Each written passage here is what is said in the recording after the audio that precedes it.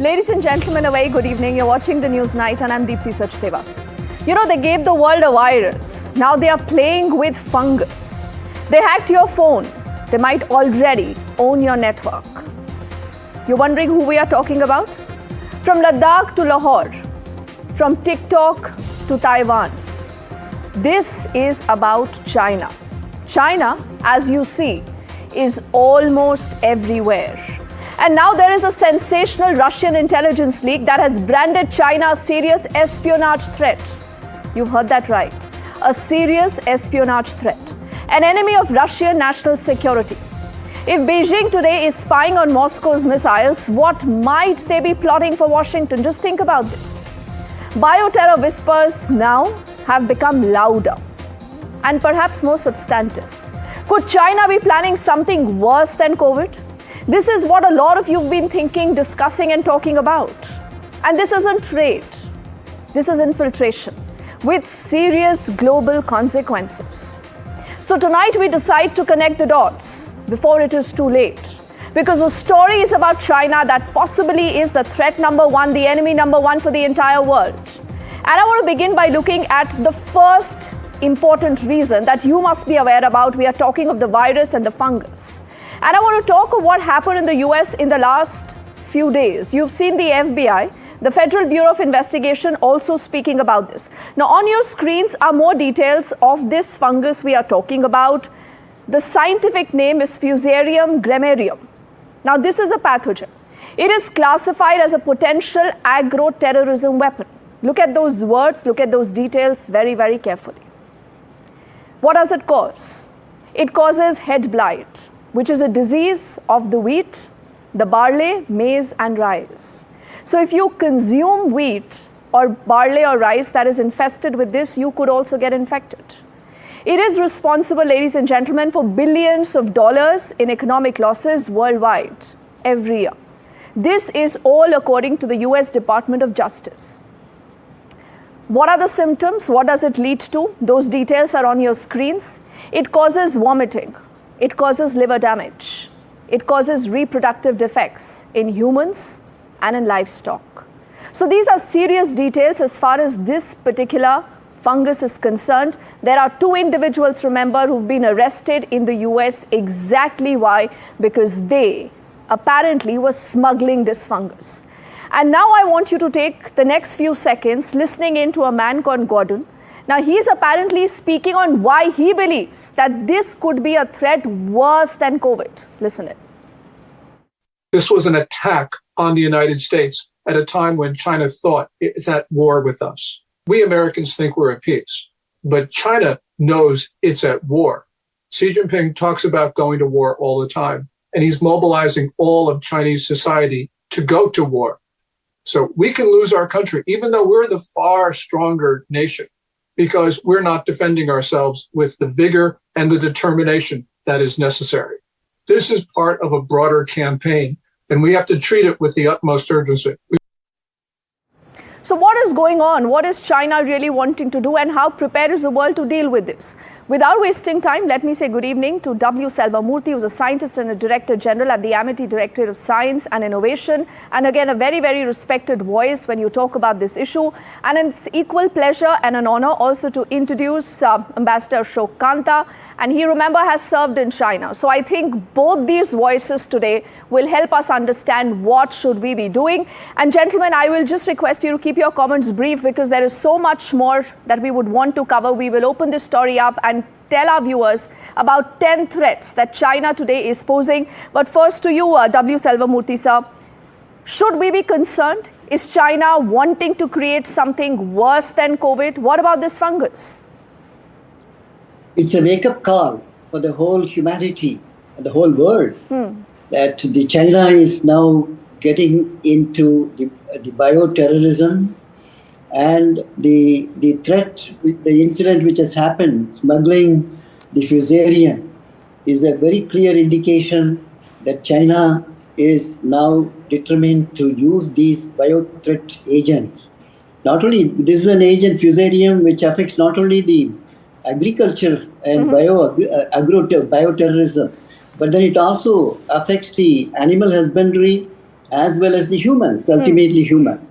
So this is the whole biosphere is threatened by this very, very lethal biothreat agents.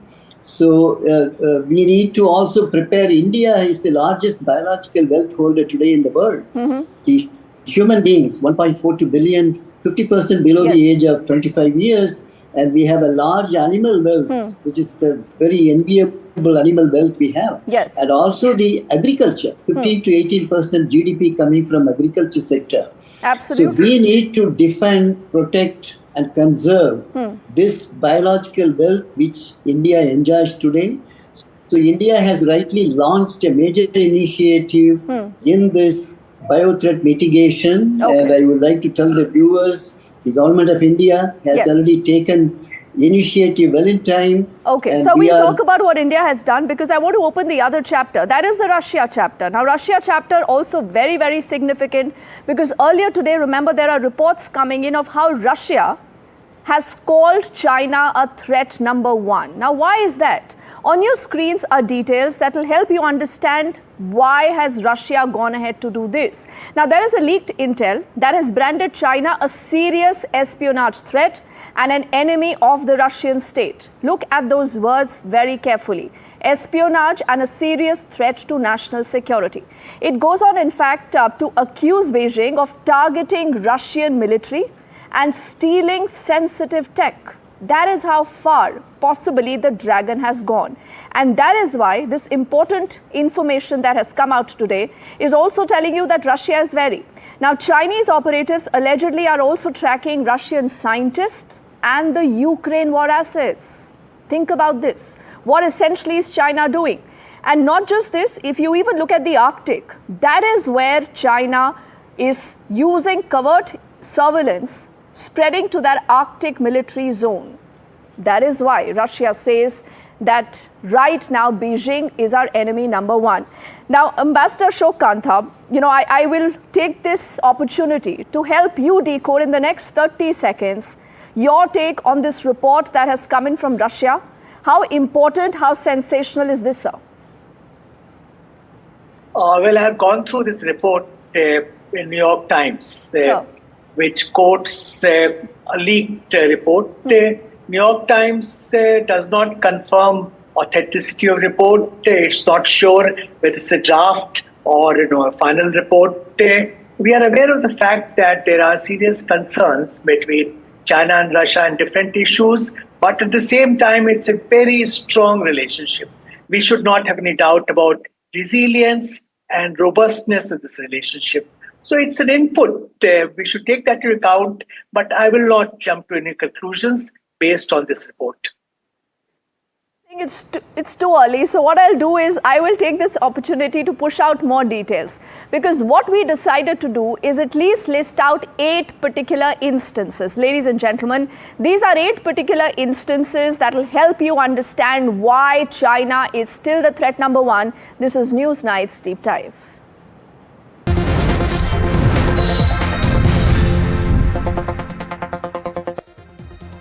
So why is China threat number one?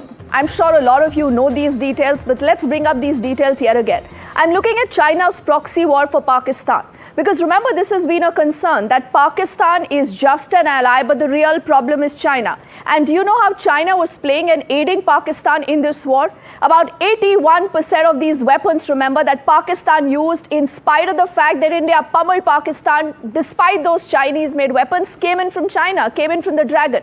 Like the J-10, the PL-15, images of which you again see on your screens. And you believe it or not, there is a 50% off that China today has offered to Pakistan for the J-35A fighter jets, the deliveries of which will begin in August, that early. Let's bring up the next detail to tell you why is China threat number one as far as this particular story is concerned. There are 14 border disputes, ladies and gentlemen, across China and counting. And we must keep in mind that this is a dragon that has the entire potential of expansionism. And that is why China today is threat number one for the world. This brings us to our next important detail again. That's going to go up on your screens. Remember, you talk of Japan, you talk of Philippines, you talk of Vietnam. All these countries are on the edge. The reason is one. The reason is China. The China that continues to believe that it can hold a sway over absolutely anything and everything. And this is about the South China Sea. We've all read about this. We figured that out, that this is where, again, China continues to play a lot of its games. This brings us to our next important detail to help you understand why is China a threat number one. Remember Taiwan? China for the longest time says that Taiwan belongs to us. Taiwan has been fighting for its autonomy, and China, many people believe, could be ready to strike any day. That is the level of war preparedness with Taiwan. We've seen the US for the moment backing Taiwan, but again, like they say, this is about self-interest and a lot more. Our next important detail, that's going to be point number 5, to tell you why is China threat number 1. The terror ties with Pakistan, not just limited to weapons, not just limiting itself to providing wherewithal, but also deep links with the anti-India groups. The buzz is that China has been funneling all its support, all its smile, using Pakistan as a proxy to fight that particular war. Point number 6, that again explains to you why the world must wake up and take note of China's mechanizations. The Himalayan hostility. We all remember what happened in Ladakh, in Doklam, in Arunachal. What is it that China wants to do? In spite of the fact that New Delhi has said this absolutely unequivocally multiple times, that like with Pakistan, like with China, these are our boundaries, this is our country, no matter what you do. But that is a long game that China still wants to play. Reason number 7, again, that will explain why people need to be wary of China. Remember the water wars? We here on Newsnight had spoken about the Brahmaputra and how you have China, the dragon, wanting to weaponize the Brahmaputra, wanting to build a dam around the Great Bend so that, the downstream water that is coming into the northeast states get affected. But we've seen New Delhi responding sharply to that. Let's bring up reason number 8 as far as China is the threat number 1. These 2 images on your screens give away the entire story. Shahbaz Sharif, Xi Jinping, the best of friends. Pakistan is a junior partner, but Dragon has been backing Pakistan, shielding Pakistan, stalling global action against multiple terror elements that today are in Pakistan. And you also do know that the same Pakistan believes that with the help of China, it can counter India, but we've seen New Delhi drawing its own red lines. So about 8 reasons to help you understand why this Russian report is just the tip of the iceberg, because like they say, the more things change, the more they remain the same with China. So now let's take this moment to go back to our panel of guests who've been discussing this entire thing. And we, Selvamurthy, I want to get you back into this conversation. When you talk of COVID, till now, we do not know whether this was China behind this or not. But like I said in conjectures and a lot of other reports, there is a possible China link to COVID. Do you believe that the world today is better prepared to deal with China and its threats? It's mostly understood that the Wuhan has been the BSL-4 facility in Wuhan could be the potential source of the whole corona, the virus leaking out, and then getting the whole pandemic, which the whole world experienced today. And so it's very difficult for the actual, evidences, scientific evidences to be shown. Because, that is the problem with this biowarfare agents, that you won't be able to track unless you do a mapping of the genome analysis, looking at this right from the root etiology. So it's very difficult to really identify the source 100%. So that is the problem with the biowarfare agents. So, but then most of the evidences indicate the possibility of Wuhan being the source of the corona. Okay. But now the whole world has to be prepared. Our surveillance mechanisms have to be strengthened for not only the human, but the animal as well as the plant pathogens. We should be prepared with early diagnostics. We should strengthen our surveillance mechanisms for the disease patterns, epidemiological studies, mapping of the potential biothreat agents we need to do in terms of the genome analysis, keep the library. So anything coming from outside, you can match and see whether it is spontaneously mutated or genetically engineered. So all this need to be done. We need to have the counter mechanisms like antibiotics, antifungals, and also the antivirals. We need to have prepared point of care diagnostics method to contain the spread of the disease so that we don't allow this to become a pandemic or first epidemic and pandemic. Then we also need to have the right kind of medical management if it happens on humans. So we need to have the right kind of personal protective ensembles, the hospital facilities available, the isolation facilities, and also the treatment modalities. Okay, so you've got into prevention to treatment, but Ambassador Kant, I'm just wondering that when the world has so much detail about China, its role, its motives, its tactics, its playbook, why is it that the world is so coy in dealing with China? First, let me say that I'll be very reluctant to use the language of global threat number one, etc. No, we have serious concerns vis-a-vis China. Many of its actions, you referred to some of those actions, what it did in Eastern Ladakh, kind of support it provided to Pakistan and continues to provide our concerns about, what's it doing in lower reaches of Yalong Tsangpo, our concerns about its pursuit of its contested territorial claims in different domains. All that is true. We need to watch those things. We need to take appropriate action to safeguard our interest. But, saying that China is waging bio-terror or something like that, I don't think that kind of demonization helps at all. China is our largest neighbor. We would like to have a relatively constructive relations with this country, despite all the problems we have. So what we need to do is to build up our deterrence, see that China does not damage our interests, get into a closer dialogue with China, convey very forcefully to China that it must be mindful of our interests, our concerns, our aspirations, and I'm sure a lot of countries are doing likewise. So they are conveying to China that the rise of China on the whole is a positive development, but why it is generating so much apprehension all around. I think this is something on which China needs to introspect over. But at the same time, I'll reiterate that the demonization of our largest neighbor, second largest economy in the world, is not warranted. Okay, you are very cautious when you say what you do say. But Mr. Selvamurthy, when you talk of what happened with COVID, what's happened now, and this is the FBI saying this is as many words. Kash Patel, he has put out a detailed response where he speaks about the CCP, he speaks about, the links to the Communist Party there.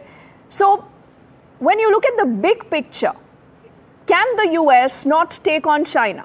Russia today, when it puts out a report possibly indicating that China is the threat number one, is it okay to say that we are misreading it?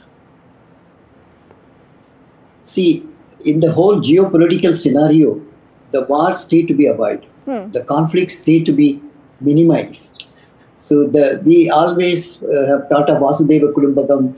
So our doctrines have always been looking at not only neighbors, but everybody is one family, one earth, one future. This is the philosophy India has always been cherishing, and we are following those ethics very precisely. So now the US is now threatened. Certainly the statements which have been made, and I'm sure there will be a response from US for this, the agro-bioterrorism which has been inflicted on them. It's almost like weapons of mass destruction is being used. It may be at a small level, which they might have countered, but certainly it is an aggressive approach which has been shown on a country. So the country will respond, but it depends on how they respond. All right, Ambassador Kanta, why don't you push that point a little further and get us into the entire picture of a Pakistan and a China bonhomie? That is again an open secret. The fact that even during this aggression by Pakistan, we have seen Pakistan using Chinese-based weapons. China did not call out Pakistan for terror. China continues to back Pakistan. So why should India extend the olive branch to China always?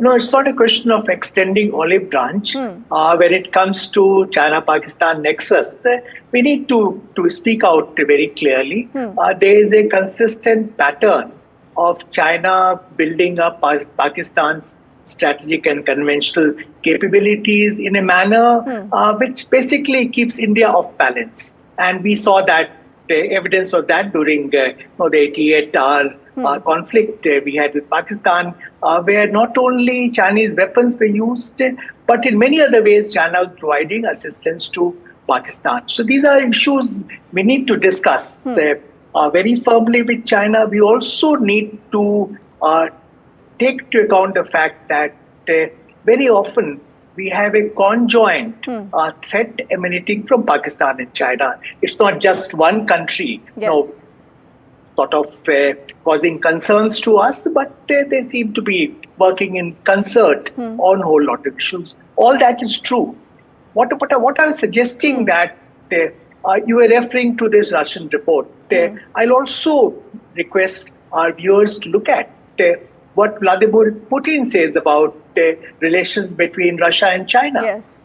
They're investing fully in developing that relationship. They describe it as no limits partnership. Look at relations between USA and China. Only today, in fact, talks are taking place in London between USA and China on trade issues. Yes. So the rest of the world is also engaging China.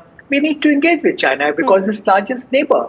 But engagement doesn't mean that we are not mindful of challenges China poses to us. Okay. We don't, sort of ignore aspects of China's behavior which cause serious concern to us. Yes, because I think ultimately it's about self-interest. That is how the story moves. Whether it is the US, its conversations on trade, whether even Russia, sir. Thank you so much for your time. I also want to thank Mr. Selvamurthy for joining us as we'll make way now for Newsnight's parting shot.